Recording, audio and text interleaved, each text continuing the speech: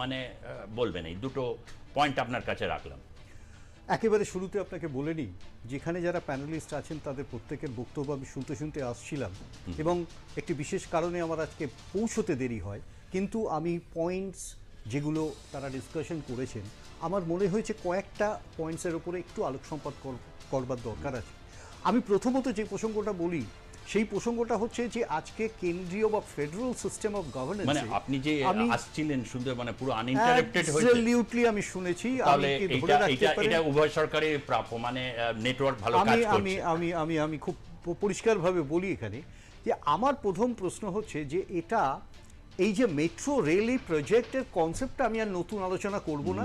এখানে প্রত্যেকে প্রাজ্ঞ মানুষ, তারা জানেন যে কোন কংগ্রেস সরকার এবং কোন সময় এই মেট্রো রেল প্রজেক্ট তৈরি হয় এবং তার চালুটাও হয়, এবং প্রণম্য এখানে বরকত গনি খান চৌধুরী। আমার রাজনৈতিক জীবনে তার স্নেহ পাওয়াটা একটা বিশেষ অভিজ্ঞতা, যার জন্য আমি আপনাকে বিশেষভাবে ওনার নামটা স্মরণ করি। আমি জানি না আগামীকাল প্রধানমন্ত্রী কলকাতায় দাঁড়িয়ে তার নাম স্মরণ করবেন কিনা, যদি না করেন আমি তাকে বলবো বাংলার বিদ্বেষের আর একটা কারণ। আমি জানি না সেটা হবে কিনা। 22 তারিখ আমি তার এই কারণে বলি, এটা বাংলা শুধু নয়, সারা ভারতবর্ষের প্রথম মেট্রো রেল। আমি প্রথম ফোকাল পয়েন্টে এখানে রাখতে চাই, তার কারণ যেহেতু প্রধানমন্ত্রী আসছেন এবং যেহেতু এটাকে নিয়ে একটি কন্ট্রোভার্সি হয়েছে, যে কন্ট্রোভার্সি আরেকটি দিক আমার বাংলার মুখ্যমন্ত্রী, এবং সে মুখ্যমন্ত্রী সেখানে অ্যাটেন্ড না করার পিছনে যে প্রধান কারণটি সামনে রেখেছেন, তাতে একটি কারণ বাংলা বিদ্বেষ। আমি আবারও বলি, বাংলা বিরোধী না, বাংলা বিদ্বেষ, অর্থাৎ বিদ্বেষ শব্দটার মানে নাশকতা, I mean to say poison বা ভেনম অনেক বেশি।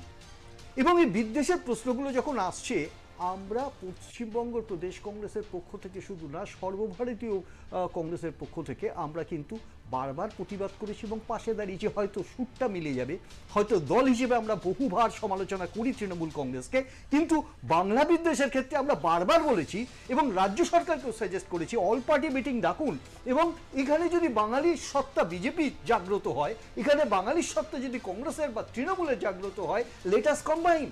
আমরা কেন ফ্যাক্ট ফাইন্ডিং মিশনে যাব না? আমরা কেন শুধু রাজনীতি করবো শুধু ভাষাকে সামনে রেখে? এটা আরেকটি প্রশ্ন, একটি আরেকটি ডাইমেনশন। কিন্তু আপনি যদি বাংলার বঞ্চনার কথা বলেন, তাহলে আমি প্রাথমিকভাবে বলবো, একেবারে সত্যি কথা রাজ যেটা বলেছে, ইউটিলাইজেশন সার্টিফিকেট, এবং সেটার একটা ব্যাপক ডিসক্রিপেন্সি আছে, এটা নিয়ে কোনো সন্দেহ নেই। এবং এটাকেও বুঝতে হবে, 2005-এ এক করে 2006 থেকে চালু হওয়া মনরেগা প্রকল্প পৃথিবীর সব থেকে বড় রুরাল স্কিম ডেভেলপমেন্ট প্রকল্প, যার উপরে প্রায় 22,000 রিসার্চ ওয়ার্ক হয় ইন ইকোনমি, এবং হচ্ছে ইনফ্যাক্ট ইন দ্য ওয়ার্ল্ড। আমার প্রশ্নটা হচ্ছে, এমন একটি সর্বৈব ক্ষেত্রে প্রযোজ্য যে প্রজেক্ট, সেই প্রজেক্টের টাকাটা আটকে গেল কেন? এবং সেই টাকাটা ইউটিলাইজেশন সার্টিফিকেট। আমি পার্শিয়ালি আরেকটি কথা বলি, এই ইউটিলাইজেশন সার্টিফিকেট শুধু মনরেগা না, তার সাথে আবাস যোজনা বা ইত্যাদি ইত্যাদি, সেসব ক্ষেত্রে আমরা এখনো পর্যন্ত 57টি প্রভিশনাল ইনভেস্টিগেটিভ টিমকে দেখেছি বাংলায় আসতে। আমরা উল্টো দিকে দাঁড়িয়ে বলেছি তাদের রিপোর্ট কোথায়? অর্থাৎ সেই রিপোর্টগুলো কার কাছে গেল? ক্যাগ কি নির্দেশ দিল?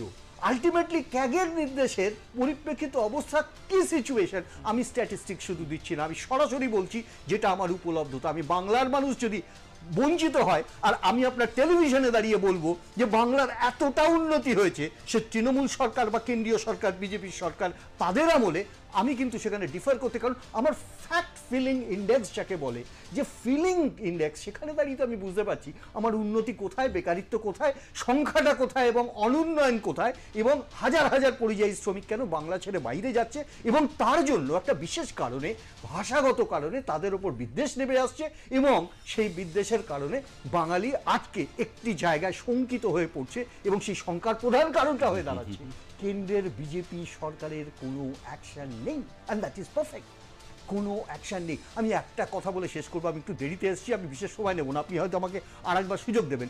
আমি আপনাকে একটা কথা বলি, তখন হয়তো আমি স্ট্যাটিস্টিক্স বলবো। একটা কথা আপনাকে আমি বলি, আমার একটা কথা খুব ভালো লেগেছে আপনি যখন বললেন যে আজকে 18টা এমপি বাংলা থেকে ছিল, আজকে 12টা এমপি নো লেস। আপনার মনে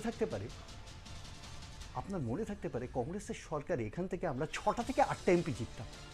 আপনার মনে থাকতে পারে তার মধ্যে 4 জন কেন্দ্রীয় মন্ত্রিসভায় জায়গা পাবেন, 2 জন পূর্ণমন্ত্রী হবেন। এই গ্যারান্টিটা ছিল। আমার বলার উদ্দেশ্য এটা, ডিগনিটি অফ বেঙ্গলিসের কথা বলছেন না, এটা হচ্ছে প্রধান শর্ত বেঙ্গলির ডিগনিটিকে ডাউন করবার জন্য কারণ। কেন্দ্রীয় সরকার চালাচ্ছে এবং এতে বাংলা কিভাবে বঞ্চিত হচ্ছে? আমি আসছি আপনার কাছে, তোমার কাছে প্রশ্ন হচ্ছে যে জ্ঞানেশ কুমার নামে যে ভদ্রলোক, মানে আমি বলছি এই কারণে যে উনি ভেরি রেসপেক্টেড একজন আমলা, কিন্তু এই মুহূর্তে তার ভূমিকা বিজেপির চিফ মুখপাত্র। আমি শুধু মুখপাত্র বলছি না, সর্বভারতীয় ক্ষেত্রে। আমি প্রথম প্রশ্নটাই করি, 2022 সালে যে অ্যাক্ট অফ সিলেকশন, আমি আর ইলেকশন তো বলবো না, অ্যাক্ট অফ সিলেকশন করা হলো পার্লামেন্টে, এবং তখন অধীর রঞ্জন চৌধুরী কংগ্রেসের ফ্লোর লিডার, নিয়ম হচ্ছে ইলেকশন কমিশনারের নিয়োগটা হবে প্রধানমন্ত্রী, বিরোধী দলনেতা এবং তার সাথে সাথে CJI, chief justice of India. Chief জাস্টিসকে সরিয়ে দিয়ে নিয়ে আসা হলো কোনো এক মন্ত্রী, এবং সেটা স্বরাষ্ট্রমন্ত্রী। আপনি যদি ম্যাচ ফিক্সিং করেন 2:1 তো আপনি তখনই জিতে গেলেন। সেই কারণে রেকর্ড আছে অধীর চৌধুরী, এই যে এই কারণে পরে সেকেন্ড আমি একটা কথাও বলিনি রাজ, পরে একটা কথাও বলিনি, আমি একটা কথাও বলিনি, একদম কথাও বলিনি। আমি শুধু এই কথাটাই বলছি এই কারণে যে আজকে 2:1 এবং সবথেকে বড় প্রশ্ন হচ্ছে, এরা তো মুশকিল হচ্ছে তাই না, এদের মুশকিল হচ্ছে তাই। আজকে একটা পরিষ্কার কথা যেটা বলি, আচ্ছা ফর এ সেকেন্ড, কথা বলবে তো, এটা বোঝা যাচ্ছে ভয় পাচ্ছি, আমি আগামী কথাটা বলবো, ভয় পাচ্ছি। এক মিনিট সুজিত দা, আগে বললাম বলে তুমি সুজিত দা একটা পরিষ্কার কথা বলি, কোনো ধারণা নেই যে শেষে বলবে সেটাই দাঁড়িয়ে যায়।